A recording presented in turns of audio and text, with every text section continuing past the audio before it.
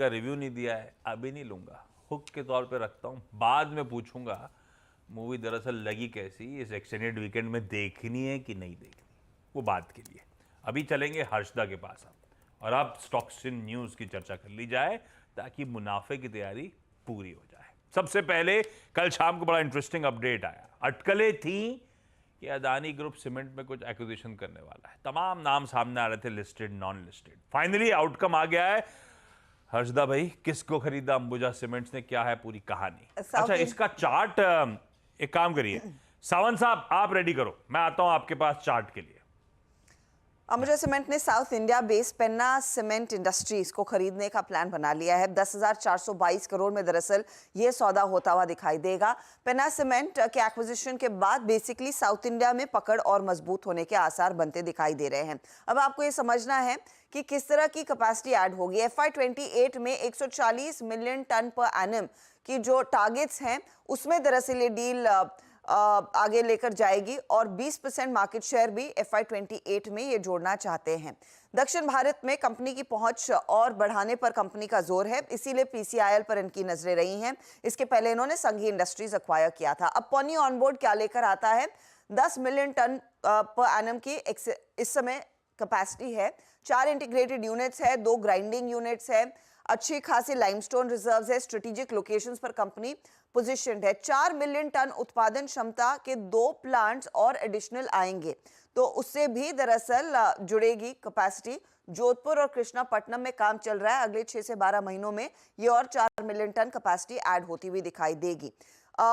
तो इस एक्विजिशन के बाद जो एग्जिस्टिंग अंबुजा सीमेंट की कैपेसिटी हो जाएगी वो करीब करीब 89 मिलियन टन पर एनम के आसपास आती हुई दिखाई देगी, और टारगेट्स जैसे हम जानते हैं वो FY28 तक 140 MTPA के हैं। अब ब्रोकरेजेस की मराए माने तो जेफरीज बाय कॉल दे रहा है 735 रुपीज प्रति शेयर, सिटी न्यूट्रल है, मॉर्गन स्टैनली इक्वल वेट है, CLSA अकेला है जो कह रहा है कि वो सेल साइड पर रहेंगे 575 के टारगेट के लिहाज से।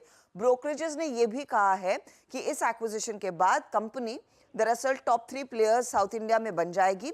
साथ ही साथ अगर इस डील की वैल्यूएशन देखें तो $80 to $100 के बीच EV पर टन पर यह दरअसल सौदा आका जा रहा है, और ये इनफैक्ट एक अच्छा सौदा माना जाएगा, इसीलिए अंबुजा सीमेंट के लिए एक थम्स अप है।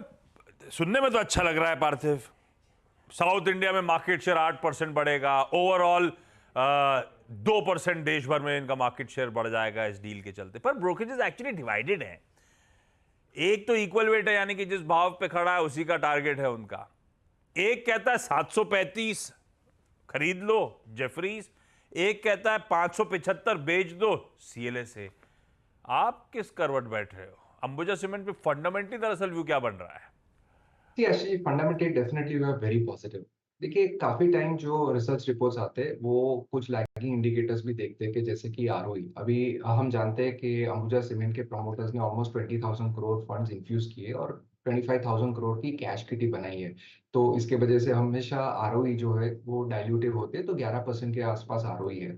और ROCE भी जब भी कोई इनऑर्गेनिक एक्विजिशन होता है तो इनिशियली ROCE डिप्रेस्ड रहते हैं, because it is capital work in progress, काफी मॉडर्नाइजेशन ऑपरेशन एफिशिएंसी डालने में आती है। पेन्ना सीमेंट की बात करूं तो लास्ट ईयर उन्होंने 1400 करोड़ के आसपास के टॉप लाइन पे 120 करोड़ का कुछ लॉस दिया था। द रीजन बीइंग कि कोल की इनएफिशिएंसीज थी, लॉजिस्टिक्स कॉस्ट की इनएफिशिएंसी थी। ऐसा नहीं उनके पास लाइमस्टोन माइने अच्छे प्लांट्स नहीं है, सब कुछ अच्छा है। सो यही चीज अभी आगे जाते हैं अदानी ग्रुप कितना जल्दी टर्न अराउंड करती है उस पे आई थिंक डेफिनेटली हम देखेंगे, और उनके पास ये कैपेबिलिटी और ट्रैक रिकॉर्ड है। बहुत स्ट्रेटेजिक डिसीजन है, बिकॉज आई थिंक उन्होंने बहुत अच्छा एक एक्विजिशन किया है। ये जो EV बाय टनेज की वैल्यूएशन की बात हो रही है $90-95, मुझे लगता है कि they will not stop at 14 million ton, क्योंकि वो तो ऑलरेडी पेना सीमेंट के ही रोड मैप में था। एडिशनल 3 मिलियन टन उनके पास ऐड करने की क्षमता है। वो जो पेस पे कर पाएंगे और जो EV बाय टन के कॉस्ट पे कर पाएंगे उसका अनुमान है करीबन $40 to $45। तो ब्लेंडेड बेसिस पे देखें तो ये पूरा जो एक्विजिशन है on a long term basis at $80, which is far less than the replacement cost of $120। तो मुझे लगता है बहुत ही शानदार एक्विजिशन है, और market will like the fact कि कैश नहीं रही है और it has gone to buy fixed assets with very good limestone mine assets. तो लॉन्ग टर्म के लिए से हम लग रहा है कि Ambuja cement is a very good buy. कोई भी डिप्स आता है तो डेफिनेटली इस पे लॉन्ग जा सकते हैं। Ambuja cements is a very good buy, कोई भी डिप्स पे खरीदारी। पार्थिव जुड़े हैं अदानी ग्रुप की चर्चा हो रही तो आगे पूछूंगा। हम सब रिटेल, जब भी हम लोग पढ़ते सोशल मीडिया लाइव गाते हैं, जब इंटरेक्शन करने के लोग अपने सवाल भेजते हैं, सबसे ज़्यादा सवाल इसी ग्रुप के आते हैं। इस ग्रुप में अगर एक स्टॉक तेजी की तरफ राइड करना है, अंबुजा है या कोई और, वो आप सोच के रखना, आगे आपसे पूछूंगा। पर ध्यान रखिएगा, आज cement as a space radar पे रहेगी, क्योंकि इस डील के चलते एमएनए तूल पकड़ेगा, ऐसे होप्स जागेंगे। दक्षिण भारतीय कंपनीज खासतौर पे फोकस में आएंगी। एक तो दिग्गज प्लेयर वहां एंट्री कर रहा है, तो छोटे प्लेयर उत्साहित होंगे, पर उसी समय बाकी दिग्गज जो स्पेस के, उनकी कॉम्पिटिटिव इंटेंसिटी बढ़ रही है अंबुजा के आने से पहले। इसलिए देखना होगा दक्षिण भारत के स्टॉक दरअसल रिएक्ट कैसे करते हैं इस पूरे डेवलपमेंट पे, और अंबुजा खुद कैसे रिएक्ट करता है। डील अच्छी है। सावंत साहब, चार्ट्स पे अंबुजा सीमेंट कैसा प्लेस्ड? जी आशीष जी, अगर हम देखें तो एक रेजिस्टेंस के करीब आया हुआ है, जहां कल भी रिजेक्शन मिला है। मुझे लग रहा है कि यहाँ पे एक अहम सपोर्ट है 640 640 का। करंट प्राइस करीबन 665 के आसपास है। अगर थोड़ा नीचे यानी 650 645 के जोन में मिल जाता है तो ये एक अच्छे लेवल पे बाय हो जाएगा। स्टॉप लॉस हम रखेंगे 635 635 और वहां से होल्ड करेंगे फॉर टारगेट्स अराउंड 685 690। बट अगर गैप अप हो तो मेरे हिसाब से छोड़ देना चाहिए। सिर्फ अगर नीचे जोन में 650 के जितना नजदीक मिले वो एक अच्छा लेवल होगा ऐड करने के लिए। वोडाफोन आइडिया अगला इंपॉर्टेंट काउंटर। कल वो बोर्ड मीट का आउटकम सामने आ गया है। Manas, Vodafone Idea plus Indus Tower, दोनों के चार्ट आप रेडी रखना। हर्षदा, क्या कह रहे हैं, बोर्ड मीट का आउटकम क्या है? यहाँ पर दरअसल जैसे हम इंतजार कर भी रहे थे कि यहाँ पर फंड रेज कंपनी करती हुई दिखाई देगी, वो अब अंजाम लेता हुआ दिखाई दे रहा है। आशीष, 2458 करोड़ तक का फंड रेज कंपनी कर रही है इक्विटी शेयर्स इशू करके। अब ये शेयर अलॉटमेंट करीब 166 शेयरों का रहेगा। 14 रुपए 80 पैसे प्रति शेयर के भाव पर होगा। कल स्टॉक 16 रुपए के आसपास ट्रेड करता हुआ दिखाई दे रहा है। नोकिया सोल्यूशन को 102 करोड़ शेयर इशू किए जा रहे हैं और उनसे 1520 करोड़ रुपीस रेज करेंगे। साथ ही साथ यहाँ पर एरिक्सन का भी नाम शामिल है। 63.37 करोड़ शेयर इनको इशू किए जाएंगे और एरिक्सन इंडिया फिर 938 करोड़ तक का फंड इन्फ्यूजन करता हुआ दिखाई देगा। तो ये डिटेल्स निकल कर आए हैं। वोडाफोन जो 2458 करोड़ का फंड रेज कर रहा है। बढ़िया है, कुछ हिंट थी बाजार को, नोकिया और एरिक्सन को करेंगे। 14 रुपए 80 पैसे के भाव पे ये शेयर जारी करने की तैयारी। मैं इंडस टावर इसीलिए रडार पे रखने की बात कर रहा हूं क्योंकि इनके डेट ऑब्लिगेशंस तो हो गया, लेकिन वोडाफोन आइडिया का सबसे तगड़ा ऑब्लिगेशन है इंडस टावर पे। 10,000 करोड़ रुपए का बकाया, कोई खबर नहीं इसको लेकर। ये स्टॉक सल कर भी रहा है ऑफ लेट अच्छी तेजी के बाद। मानस, दोनों चार्ट्स की पोजिशनिंग कैसी? देखिए, आइडिया बेहतर लगता है। आइडिया में जिस तरह के पैटर्न बन रहे हैं उसको देख के लग रहा है कि कम से कम 18 रुपए के भाव देखने को मिल सकते हैं। लेकिन आप ये भी उम्मीद कर सकते हैं कि कुछ प्रोबेबिलिटी है कि इस बार इस 18 रुपए के लेवल्स को ब्रीच करके 22 रुपए की तरफ स्टॉक जाने की कोशिश करें। तो अगर आपके पास समय है, अगर 2-3 मंथ का समय है, तो आप 14 रुपीज के स्टॉप लॉस से आइडिया में बने रह सकते हैं। कभी कोई डिप मिले तो खरीदारी भी कर सकते हैं। लेकिन इंडस स्टार में कोई कोई ट्रेंड दिख नहीं रहा है। एक रेंज है, 365 पे एक रेजिस्टेंस है, तो जब तक उसके ऊपर ना निकले एग्रेसिव होकर खरीदारी नहीं करनी है। लेकिन अगर ये 320 रुपए के नीचे इस बार फिसलता है तो गिरावट देखने को मिल सकती है। इसलिए अगर आपके पास लॉन्ग पोजीशन है तो 319 रुपए का स्टॉप लॉस जरूर लगाइए और फ्रेश खरीदारी 360 रुपए के ऊपर ही करें। बिल्कुल, जैसे मैं बार बार कह रहा हूँ, ये एक केस स्टडी है। आप एक बार कंपेयर करिए वोडाफोन आइडिया और भारतीय एयरटेल को, और किसी भी टाइम फ्रेम में कर लीजिए। आई थिंक इस साल भी Vodafone Idea year to date negative ही होगा। ठीक है, ये तो खैर 12 महीने का चार्ट आ गया। एक इस साल 5.5% नीचे है और उसके सामने आप भारतीय रख दीजिए। और आइडिया में ना उस दिन रिजल्ट वाले दिन सबका माल फूट गया होगा, भारतीय का नहीं फूटा होगा। भारतीय उस दिन भी स्ट्रांग रहा था। इस साल देखो 40%। तो क्या होता है ना, सबको पैसा कमाना होता है कि छोटे टिकट के आइटम में, कि छोटा सा स्टॉक में पैसा बनाना है, जबकि ज़्यादा पैसा आपको उससे कम वॉलेटिलिटी में, कहीं कम वॉलेटिलिटी में उससे कहीं ज़्यादा पैसा आपको भारतीय ने बना के दिया है। लेकिन लोगों को चाहिए कि वो 10 वाला 20 हो जाए या 20 वाला 40 हो जाए, वो स्टॉक चाहिए। 700 वाला 1400 हो जाए, वो शायद किसी को नहीं चाहिए। या महिंद्रा एंड महिंद्रा देखिए, जैसे 1400 वाला 2800 हो जाए, वो समाव किसी को नहीं चाहिए। ये मार्केट बहुत इंटरेस्टिंग है, बहुत इंटरेस्टिंग सही में। हाँ, खैर ये है टेलीकॉम एज अ स्पेस और खासतौर पर वोडाफोन आइडिया पे चर्चा। नालको, कल इसको लेकर भी अपडेट्स आए थे। नालको का चार्ट बहेती साहब आप खोलो, आता हूं आपके पास। हर्षदा क्या अपडेट? नालको दरअसल वो जो पोतांगी बॉक्साइट माइनिंग लीज डीड है जो उड़ीसा में है, वो दरअसल अब अलॉट हो गई है नालको को। 697 हेक्टेयर एरिया में ये माइन फैली है। अब माइन की annual production capacity 3.5 million ton की है।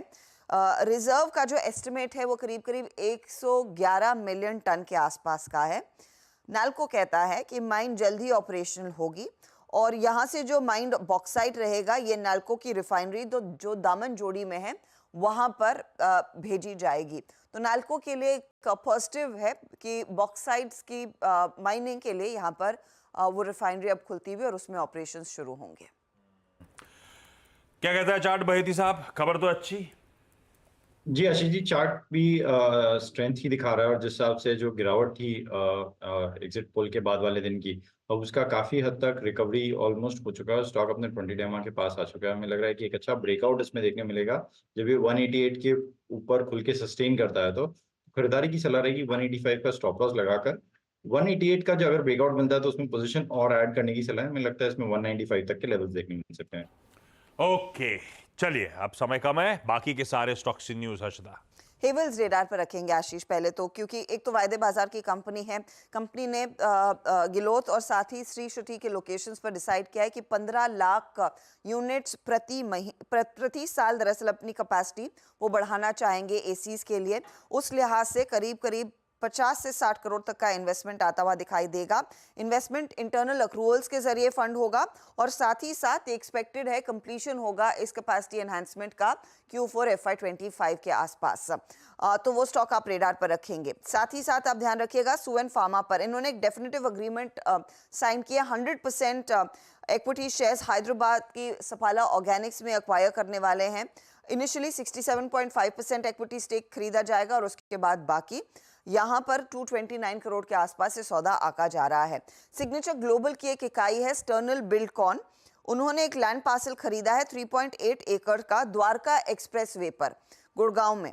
अब लैंड की ओवरऑल पोटेंशियल कैपेसिटी है कि डेवलपेबल एरिया 6 लाख स्क्वायर फीट का रहेगा, तो वो एक पॉजिटिव है।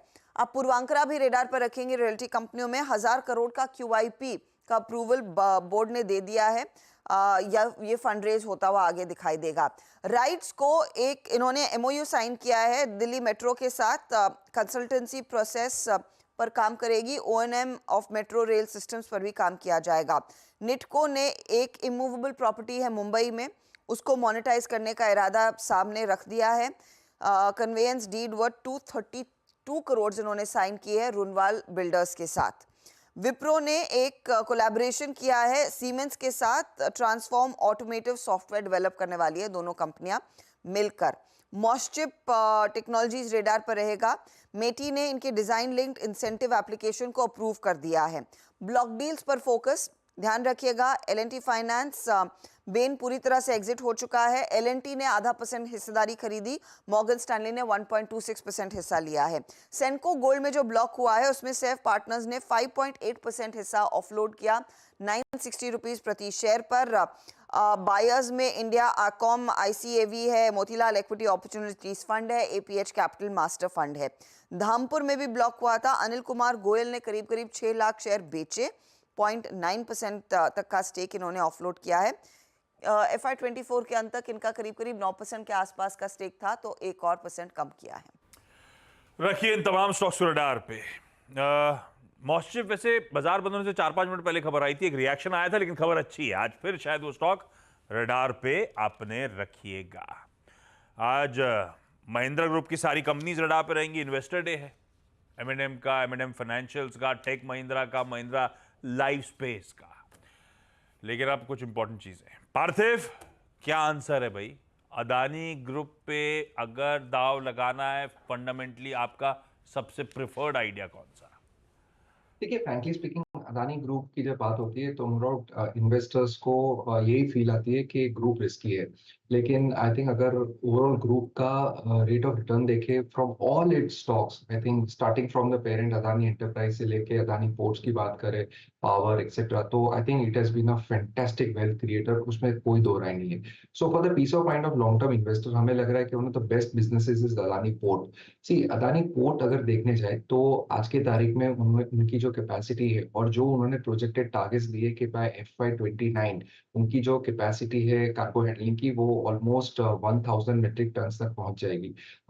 ये आई थिंक बहुत ही बड़ा अचीवमेंट है बिकॉज एट FY29 बेसिस पे अभी जो उनका 24% का कार्गो हैंडलिंग का मार्केट शेयर है that will go to as high as 35%। ये कंपनी ने बहुत सारे इनऑर्गेनिक एक्विजिशंस किए और इसकी अगर मैं रिप्लेसमेंट कॉस्ट की बात करूं तो आगे जाते कोई भी कंपटीशन को इस तरह की अगर कैपेसिटी बनानी है तो cost at which Adani ports ने बनाई है it will be almost 1.5 to 2 times of that. So return on capital employed आने वाले प्लेयर्स के लिए इतना एफिशिएंट नहीं रहेगा जितना अदानी पोर्ट्स के लिए रहेगा। प्लस एक एन्युटी टाइप बिजनेस मॉडल है, direct proxy to India GDP growth और एक्सिम ट्रेड। तो उस लिहाज से ये कंपनी ने जो वेयरहाउसिंग में भी कैपेबिलिटी बनाई है that is highest market share. तो मुझे लगता है लॉन्ग टर्म के लिहाज से Adani port will be the best bet. Kotak institutional की रिपोर्ट भी आज अदानी पोर्ट्स पे ही आई है। बाय का लक्ष्य उनका भी है, 1650 के टारगेट्स के साथ खरीदने के मौके ढूंढिए। रैशनल आपकी स्क्रीन पर है और इस बीच बैंक ऑफ जापान दरों में कोई छेड़छाड़ नहीं। तो भाई एक सरदर्द खत्म, खुलने से पहले अपडेट आ गया है, वो दिग्गज बैंक कुछ नहीं कर रहा है फिलहाल के लिए। शिल्पा जी, अनबायस्ड एक आप पीवीआर एनॉक्स की पोजीशनिंग रेडी रखना, आ रहा हूं आपके पास। गाबा सर, कैसी लगी कल मूवी भाई, ये चंदू चैंपियन? फिल्म तो मुझे बहुत अच्छी लगी, बिल्कुल मैं तो कहूँगा फिल्म मुझे वाकई में अच्छी लगी। और ये एक इंस्पिरेशनल स्टोरी है, ट्रू स्टोरी है पैरा ओलंपिक की, जहां पर हमको हिंदुस्तान को सबसे पहला एक गोल्ड मिला था पैरा ओलंपिक्स में। बहुत बहुत अच्छी फिल्म है, वेरी इंस्पायरिंग। एक जर्नी कि जिसको ओलंपिक का ड्रीम है कि मुझे ओलंपिक का गोल्ड चाहिए बचपन से, और वो अचीव कर लेता है, ट्रू स्टोरी। और 2018 में उनको एक अवार्ड भी मिला, पद्मश्री मिला है, सम्मानित किया गया था। Fantastic movie. मैं तो बोलता हूँ सभी को लेकर कि हमारे जब हम ट्रेडिंग जर्नी करते हैं तो हमारे में भी कश्मकश बहुत होती है, इस फुलफिलिंग मूवी। लेकिन हमको मेहनत नहीं छोड़नी चाहिए। हम कहते हैं कि सपना जब खत्म होता है जब हम देखना बंद करते हैं, तब जाके सपना हमारा सपना होता है, लेकिन हम उसको छोड़ देते हैं रास्ते पर। Chase your dreams, chase your dream, then stick to it no matter what. Ultimately हमारे अंदर की एक आवाज होती है, हम तब हारते हैं जब हमारी अंदर की आवाज बोलती है हमको। Actually the real Jeet is जब अपने अंदर की आवाज को हम हराएं। वो बोलती है तुम्हें कि आप जीत नहीं सकते, लेकिन बोले नहीं मैं जीत सकता हूं। जब हम काउंटर करते हैं ओवर मूवी का, जितना बढ़िया तरीके से गाबा सर ने जज्बातों के साथ डिकोड कर दिया। मुरलीकांत पेटकर साहब की इंस्पायरिंग लाइफ पर बनी हुई ये movie. Shilpa ji, I am hoping आपने नहीं सुना कुछ भी। चार्ट्स पे पोजीशन कैसा है पीवीआर आइनॉक्स? आशीष जी, यहाँ पे 1400 पे एक रेजिस्टेंस है, लेकिन यहाँ पे सपोर्ट भी 1360 पे बहुत स्ट्रांग है। तो मुझे लगता है कि ऑन डिक्लाइंस भी आप बाय कर सकते हैं। 1360 का एक स्टॉप लॉस रखिए आप। यहाँ पे 1400 1410 का पहला टारगेट है, इसके ऊपर सस्टेन करता है तो 1440 आपको इमीडिएट आ जाएगा। देन अगर इसके ऊपर भी सस्टेन करता है तो पोजिशनली मुझे यहाँ से 1480 से 1500 के भी लेवल्स आते हुए दिख रहे हैं। ठीक बात, यह है पीवीआर आइनॉक्स की कहानी। क्विकली अब मुनाफे की तैयारी समेट ली जाए और शुरुआत पहला सौदा की।